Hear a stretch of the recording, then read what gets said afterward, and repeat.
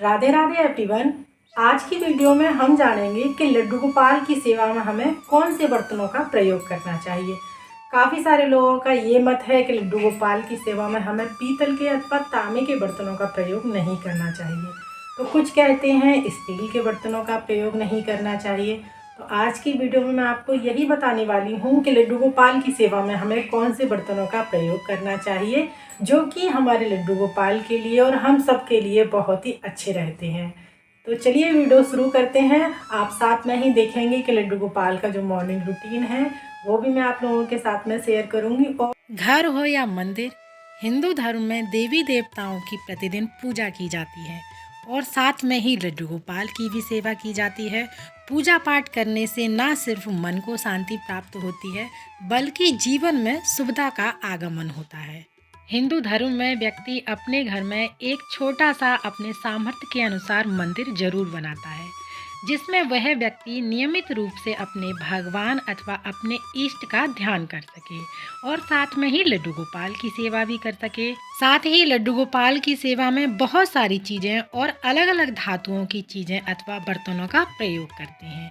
हिंदू धर्म में लड्डू गोपाल अथवा पूजा पाठ में इस्तेमाल करने वाली चीज़ें हर एक चीज़ बहुत ही शुद्ध एवं पवित्र होती है और अधिक लोग प्रतिदिन की पूजा में लड्डू गोपाल की सेवा में स्टील के बर्तनों का भी प्रयोग करते हैं। तो कुछ लोगों का ये कहना है कि हमें लोहे के बर्तनों का अथवा प्लास्टिक के बर्तनों का अथवा स्टील के बर्तनों का पूजा पाठ में अथवा लड्डू गोपाल की सेवा में हमें प्रयोग नहीं करना चाहिए। तो सबसे पहली बात तो ये है, देखिए ये सारी चीज़ें आपके सामर्थ्य के ऊपर डिपेंड करती हैं।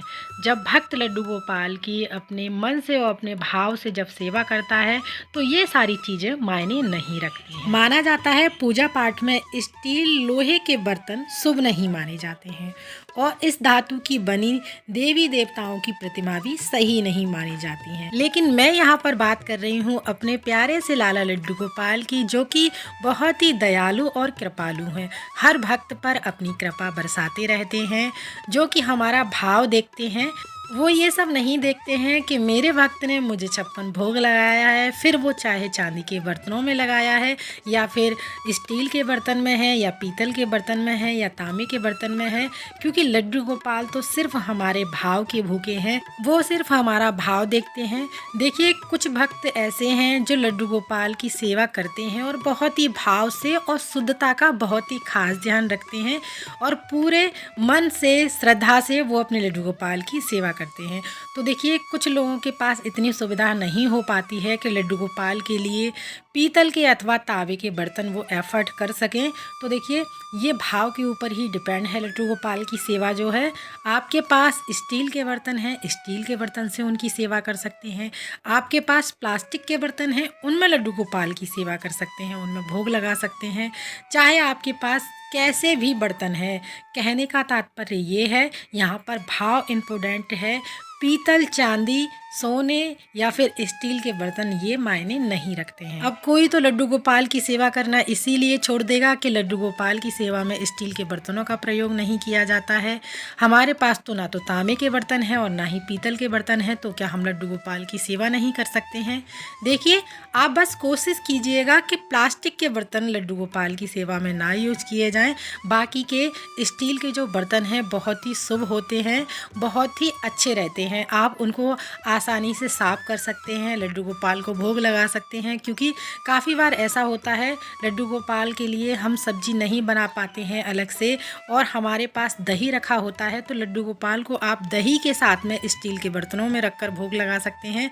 पीतल अथवा तांबे के बर्तनों में दही का प्रयोग नहीं किया जाता है और अधिकतर हम जो भी सब्जी बनाते हैं उसमें टमाटर का या आमचूर पाउडर का भी कभी कभी इस्तेमाल करते हैं। तो जो तांबे के और पीतल के बर्तन होते हैं उनमें हम खटास वाली चीज़ें यानी खट्टी चीज़ें नहीं रख सकते हैं। अब यहाँ पर किसी का सामर्थ्य नहीं है कि हम लड्डू गोपाल के लिए चांदी के बर्तन एफर्ट कर सकें, ला सकें उनके लिए, तो क्या वो लड्डू गोपाल की सेवा नहीं करेगा? देखिए पूजा अथवा पूजन किसी भी भगवान को प्रसन्न करने हेतु हमारे द्वारा उनका अभिवादन करना होता है, ना कि हम ये सारी चीज़ें गिनते रहें कि हमारे पास लड्डू गोपाल की सेवा के लिए चांदी के बर्तन नहीं है, पीतल के बर्तन नहीं है। ये सारी चीज़ें मायने नहीं रखती हैं। पूजा दैनिक जीवन का शांतिपूर्ण अथवा महत्वपूर्ण कार्य है। यहाँ भगवान को पुष्प आदि समर्पित किए जाते हैं और लड्डू गोपाल की भाव से सेवा करके उनका आशीर्वाद प्राप्त किया जाता है। और एक चीज़, जैसे हम लड्डू गोपाल को जल रखते हैं या फिर सूर्य देव को जो जल समर्पित करते हैं वो तांबे का ही लोटा होना चाहिए, और बाकी का जिस दीपक में हम जोत जलाते हैं, पूजा आरती करते हैं, वो दीपक पीतल का होना चाहिए। ये दो चीज़ें हैं, क्योंकि तांबा जो है जिसमें जल डालने पर ही स्वतः ही वो गंगा जल बन जाता है, बहुत ही पवित्र धातु होती है वो। तो वो अपने मंदिर में आप तांबे का एक लोटा ज़रूर रखिएगा। ये मुख्य चीज़ें होती हैं जो कि हमारे लड्डू गोपाल के लिए अति आवश्यक हैं। और बाकी की चीज़ें लड्डू गोपाल को भोग लगाने के लिए आप किसी भी धातु के बर्तन रख सकते हैं, स्टील के रख सकते हैं, चांदी के, तांबे के, पीतल के। बस जैसे बरसात के समय पे जब आप पीतल के बर्तनों में या तांबे के बर्तनों में भोग लगाते हैं तो उसमें अधिकतर चीज़ें खराब होने का चांसेस रहती हैं, यानी वो खट्टी चीज़ें अगर उसमें रखते हैं तो वो जहर बन जाती हैं। तो इसलिए आप अधिकतर स्टील के बर्तन सबसे अच्छे, सबसे शुद्ध लड्डू गोपाल की सेवा के लिए रहते हैं। अच्छे से आसानी से साफ़ हो जाते हैं। जब मर्जी आए लड्डू गोपाल को उनमें आप भोग लगा सकते हैं। ऐसा नहीं है कि स्टील के बर्तन हैं, हम लड्डू गोपाल की सेवा स्टील के बर्तनों में दे रहे हैं, ऐसा कुछ भी नहीं है। लड्डू गोपाल सिर्फ आपके भाव देखेंगे। लड्डू गोपाल की पूजा करने से घर में सुख, शांति और समृद्धि बनी रहती है। बाल गोपाल की सेवा करने से सभी कष्ट हमारे दूर होते हैं और खुशियाँ आती हैं, और साथ ही घर में लड्डू गोपाल को विराजमान करने से कई तरह के लाभ मिलते हैं। उनकी कृपा, धन समृद्धि और मान सम्मान में वृद्धि भी होती है। तो लड्डू गोपाल की अपने भाव अनुसार सेवा करते रहें। लड्डू गोपाल को भोग लगाते समय कभी भी हमें लोहे और प्लास्टिक के बर्तनों का प्रयोग नहीं करना चाहिए। इसके स्थान पर आप स्टील, चांदी, पीतल या तांबे के बर्तनों का प्रयोग कर सकते हैं। वीडियो अच्छा लगा है तो प्लीज़ वीडियो को लाइक जरूर कीजिएगा, साथ ही हमारे चैनल को सब्सक्राइब करना ना भूलिएगा। फिर मिलते हैं अगली किसी और वीडियो में। तब तक के लिए आप सभी को राधे राधे।